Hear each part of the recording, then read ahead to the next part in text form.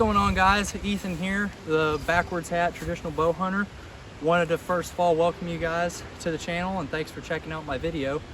I wanted to talk a little bit about shot positions while hunting from the ground, as well as how to implement good form, especially for someone like me who shoots upright, into shots from a tree stand or elevated positions in general. So let's jump right into it.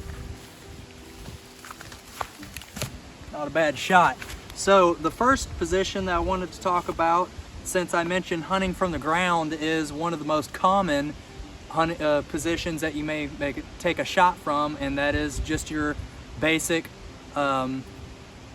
squared away shot from your knees, and how to implement your form and maybe a couple tips on how to get yourself into a better position and body alignment in order to make the best shot possible from that position. So let's give it a try. So like I said, the first shot I wanted to talk about is the one from the kneeling, where you're set up squared off like you normally would shoot standing up on the flat range, only you're on your knees and more than likely crouched down a little bit, trying to stay behind your cover. To me, this isn't an overly difficult shot, and it's very achievable to get good shots from this position, but like anything else, it takes practice and getting familiar with it. I've killed several deer at this point over the years with a compound, especially hunting from a kneeled position, because most cases this is all that you've really got. You know, you may not have a ground blind or completely adequate cover, so you're behind some grass, you know, you're just over a rise to where you can kind of lift up and shoot over it. You get the most clearance, especially for someone like me that shoots a vertical bow, you get the most clearance shooting from this position because you're able to get up off the ground. But if you're needing to stay low, that changes things. But a trend that you're going to see throughout this video is, especially, again, I'm directing a lot of this towards guys that shoot upright like I do, because guys that shoot with more of a cant, they're not going to have as many issues as I may have, because they already have their bow kicked over where they have a little bit more clearance from the ground than I do. But regardless of what position you're shooting in, all that you're doing is taking your normal upright shot and transferring it into whatever angle that you're needing to achieve. So I'll show you a shot, you know, from my knees to where I'm able to get adequate alignment, and then one where I'm more hunched over. I'll just go ahead and take both shots and we'll talk about it a little bit.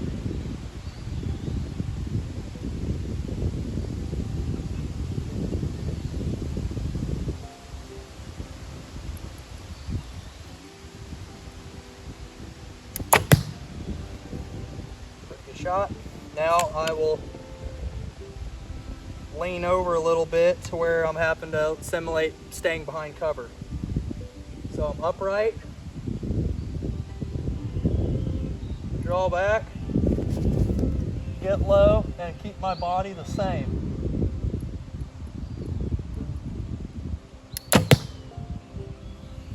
And that's right in the black. So nothing honestly changes between being leaned over like this and shooting upright like this, because everything above, let's just say, because it's hard to keep everything the same from above your waistline, if you keep everything the same from above your chest, so you know, if you're needing to slump your back and your shoulders over a little bit, as long as everything from here to here is the same, you're going to be consistent on your anchor. The way the arrow looks may be a little bit different, but especially on a shot this close, as you saw right there, it's not going to make a lot of difference. But all you're doing is transferring this upright shot, slumping over, and you're still upright as if you were like this. You're just laid out, keeping a low profile.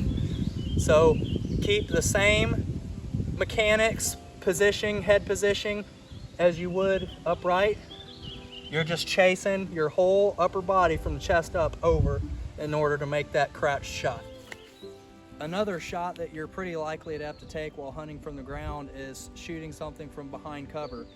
The mechanics on this one, whether you're shooting from the standing position like I am or shooting from your knees, it doesn't really change. The motion that you're having to do is still relatively the same. So there's a couple different ways that you can approach this. Obviously, you're going to want to be spaced back off your cover. You know, you can kind of get your bow around the other side of the tree if you need to get drawn, so you can lean out, get this limb out of the way. You can either lean out and keep your vertical bow like this. If you think that you've got the cover to be able to do so, you're just holding the bow out in front of you and leaning forward from the hips, but you're still shooting a vertical bow. It's going to change your anchor a little bit. You might be torquing the string a little, but it's one way to take the shot. In order to keep your mechanics the same, like I said, keeping everything from, let's just say, your chest up, the same as it would be shooting from a static position, you're gonna want to, just like in the kneeling position, roll out just enough to get from behind that cover from the chest up to keep your head, neck, shoulder alignment in a proper anchor.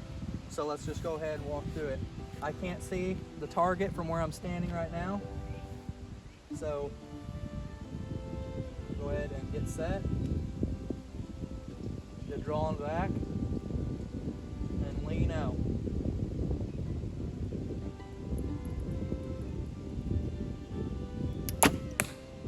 Pretty darn good shot.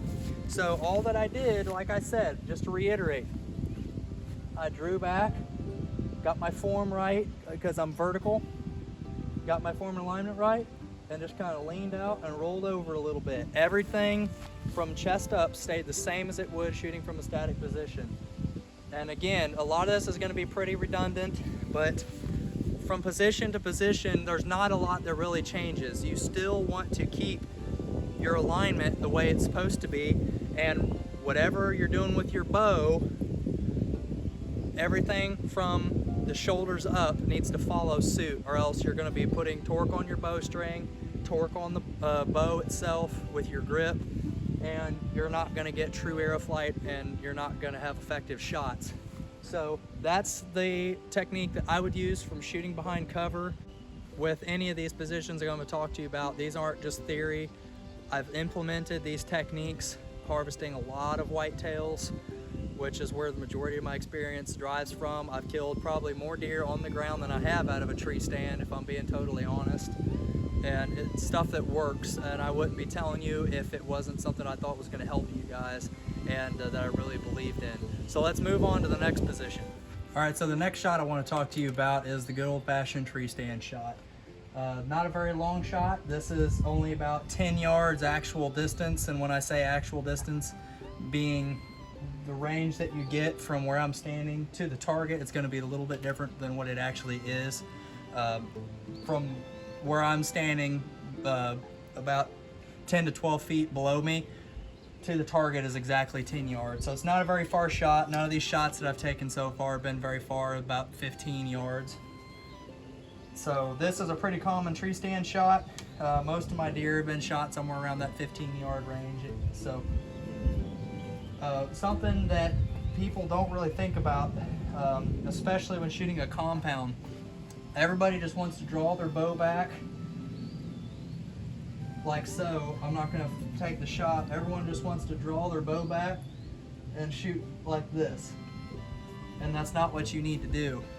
Just like I talked about when shooting from a kneeling position and you're having to cant over, you know, you're following your bow, that doesn't just take into account leaning over this direction, but also any shot that you're having to take at a downward or upward angle. If you're having to shoot up, you need to tilt back from your hips to align your whole upper body with whatever your bow's doing. Same thing with a downhill shot from a tree stand. If you're shooting down, you need to lean into your shot and match whatever your bow is doing. Because if your bow is like this and you're like this, your anchor is not going to be the same. The way you see the arrow is not going to be the same. Especially if you're shooting a gap and you're needing to reference off of the tip of your arrow, it's going to make a difference. And on really steep shots, the last thing you need with a kill zone that's already that much smaller because of the angle is to be out of alignment and not set up to make the best shot you possibly can. So just as if I was shooting on the ground, again, the only thing that changes is the angle. I'm still vertical. I'm just pivoting at the hips to match what my shot's gonna be. This isn't a very great angle, so I don't have to bend too far at the hips, but I am going to have to a little. Also, another reason I put the target a little closer so I could increase that angle a little bit to give you guys a good example. So just as if I am on the flat range, vertical, bow, I'm just going to tilt forward from the hips. So I'll start drawing straight out in front of me so you guys can see the alignment, see what I'm talking about. So here I go. Bend at the hips.